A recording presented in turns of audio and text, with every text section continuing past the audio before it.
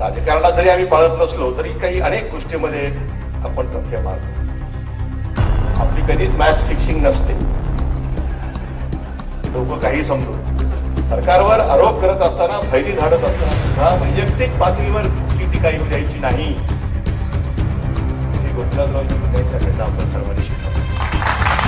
भुजबळांनी जेव्हा काँग्रेसमध्ये प्रवेश केला तेव्हा शिवसेनेचं संख्याबळ घटलं, भारतीय जनता पार्टीच्या आमदारांचं संख्याबळ वाढलं, एक दोन कमी पडत होते. ती व्यवस्था मित्र म्हणून आम्ही केली हे जरा माहिती आहे. ज्याला भगवान गणाचा आशीर्वाद आहे तोच करते.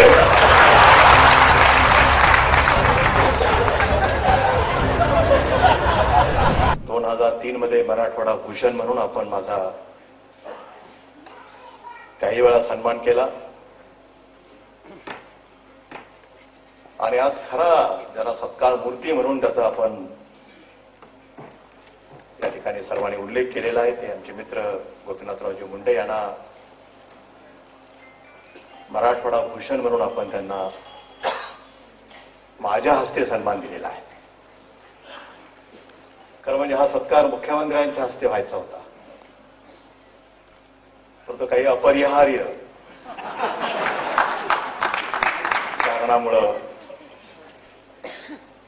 ते या कार्यक्रमामध्ये ऐनवेळी उपस्थित राहू शकले नाहीत.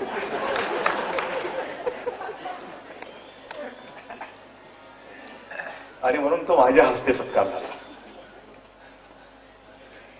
आणि म्हणून गोपीनाथरावला दुधात साखर पडल्याचा आनंद झाला.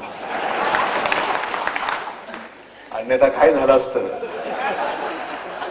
हा प्रश्न माझ्यासमोर आहेच. योग्य वेळी जेव्हा सत्कार होतात ना तेव्हा त्याचं काहीतरी एक आगळं वेगळं महत्व असतं. यावर्षी तुमची निवड होणं, कारण हा पुरस्कार जर मागच्या वर्षी दिला असता तर एवढा आनंद झाला नसता. परंतु आपण आता लोकसभेचे खासदार म्हणून निवडून गेला आणि सर्वाधिक मतं घेऊन निवडून गेला महाराष्ट्रात.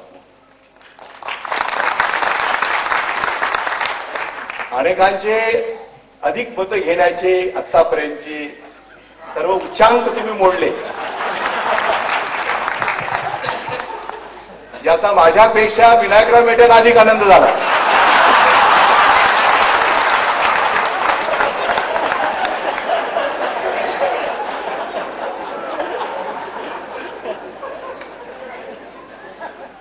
आणि म्हणून मराठवाडा भूषण म्हणून कुणाला पुरस्कार यावर्षी द्यावा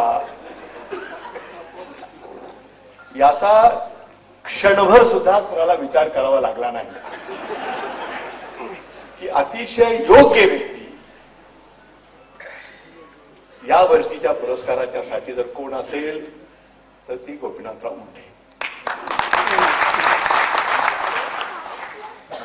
आणि आता महाराष्ट्राच्या राजकारणामध्ये आपण दिल्लीला चाललेले आहात तर याचा आनंद विनायकराव मेटेला तर होणारच, कारण ते बीड जिल्ह्याचे आहेत.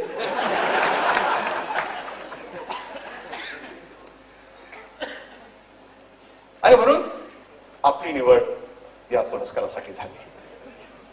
केवळ खासदार झालात म्हणून नव्हे, तो तर एक त्यातला मुख्य भाग आपण समजून घेऊया. परंतु याहीपेक्षा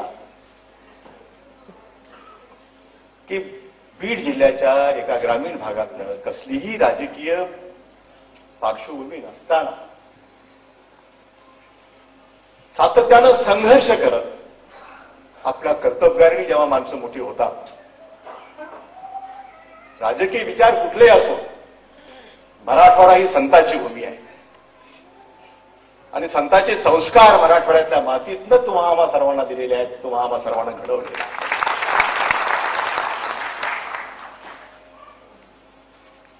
आणि म्हणून आपण एका ग्रामीण भागातनं कसलीही राजकीय पार्श्वभूमी नसताना जनसंघ आणि त्याच्यानंतर भारतीय जनता पार्टीचा विचार स्वीकारून त्याच्यातलं सातत्य कायम ठेवत राजकीय चढ उताराची फारशी तमा न बाळगता पक्षाची निष्ठा कायम ठेवत आपण एक एक टप्पे पार करत या पदापर्यंत तुम्ही पोहोचलेले आहात. खरं म्हणजे कारण मी आणि तुम्ही सख्खे शेजारी आहोत आपण आणि सख्खे मित्र पण आहोत. त्यामुळे काही पथ्यही आम्ही पाळतो. राजकारणात जरी आम्ही पाळत नसलो तरी काही अनेक गोष्टीमध्ये आपण पथ्य पाळतो. आपली कधीच मॅच फिक्सिंग नसते. लोक काही समजू, आपलं काम स्पष्ट असतं. जी जबाबदारी आणि मधुकररावजी चौधरी हे विधानसभेचे अध्यक्ष होते. सभागृहामध्ये गोंधळ सुरू झाला. त्याने तिथनं यांच्या नावाची विरोधी पक्ष नेता म्हणून घोषणा केली आणि मी स्वतः क्रॉस केला. त्याला हाताला धरलं आणि मनोहर जोशीच्या जागेवर उभं केलं. मनोहर जोशी त्यावेळेला वेलमध्ये उभे होते, काहीतरी स्पीकरच्या वर वाद घालत होते. त्याने फक्त वळून बघितलं की मुंडे त्यांच्या जागेवर उभे आहेत आणि मग त्यांनी सभात्याग केला. आणि त्यानंतर त्यांचं विरोधी पक्ष नेते म्हणून जे काम सभागृहाने जे पाहिलं की खिलाडू वृत्ती कशी असावी. सरकारवर आरोप करत असताना, फैरी झाडत असताना सुद्धा वैयक्तिक पातळीवर कुठली टीका येऊ द्यायची नाही. हे गोपीनाथरावजी मुंडे यांच्याकडनं आपण सर्वांनी शिकलं पाहिजे. लोकसभेला जात असताना त्यांनी कुठून कुणाचं भविष्य बघितलं मला माहिती नाही. तुम्ही कुणाला हात दाखवायला मला माहिती नाही. परंतु भविष्यकार बदला एवढाच मित्रत्वाचा सल्ला तुम्हाला देतो.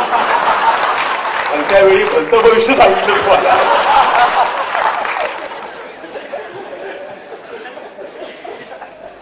आपल्याकडे म्हणत आहे, आगीतून निघाला आणि फोपाट्यात पडला.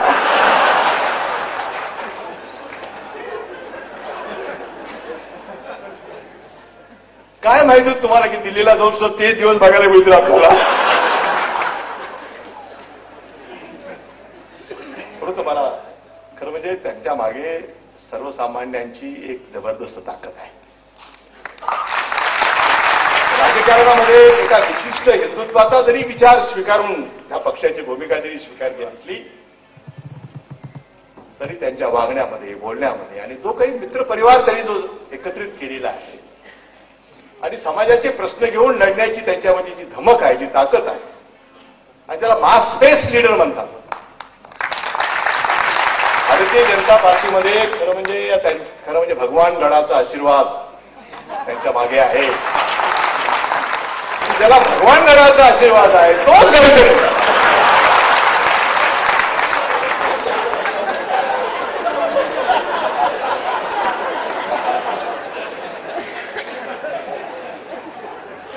आणि त्यामुळे सर्वसामान्य माणसाला, पक्षामध्ये कार्यकर्त्यांना आधार जर कोणाचा वाटत असेल तर तो गोपीनाथराव मुंडे तुमचा. भारतीय जनता पार्टीमध्ये जरी हिंदुत्वाचा विचार मांडत जरी असली तरी शेवटी सर्व जाती धर्माच्या लोकांना एकत्रित करण्याचा प्रयत्न ते सतत करत आलेले आहेत. आमचे आमदार पाशा पटेल इथं बसलेले आहेत. इथं मांडण्याची अधिक गरज आहे. हा माझा मित्रत्वाचा सल्ला. त्यामुळे बदलापूरकर काही जरी सांगत असले तरी तुम्ही आता इकडे यायच्या विचारात अजिबात तुम्ही जाऊ नका. लोकांनी तुम्हाला एवढ्या अधिक मतांनी विश्वासाने निवडून दिले. सर्व केल्यासाठी